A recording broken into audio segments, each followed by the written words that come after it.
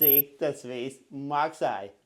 Ir jāņem vērā, ka visi ir tik izmantoti labākie apdares materiāli. Ja mēs paskatāmies pirti, mums visur ir termokoksnes dēles, nevis parastais kaut kāds vagonu dēles, bet reāli termokoksne, kas ir viens no dārgākiem materiāliem. Tas ir viena no dārgākajām pirts krāsnīm, lai nodrošinātu to dizaina asketiskumu un visu pārējo. Jūs redzat, kāda izmēra logi tie ir. Visiem logiem ir 3 paketes, alumīnija logi.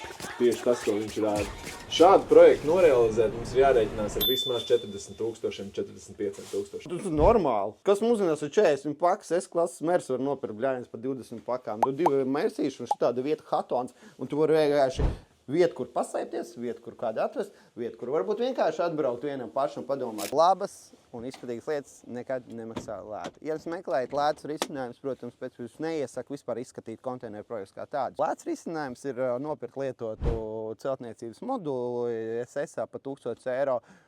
Nezinu, uzņemat jaunas tāpēc un domāt, ka jums ir moduļu māja. Nu, tāds arī tas lēts risinājums. Normālā gadījumā labas lietas, kvalitīvas maksā attiecīgi.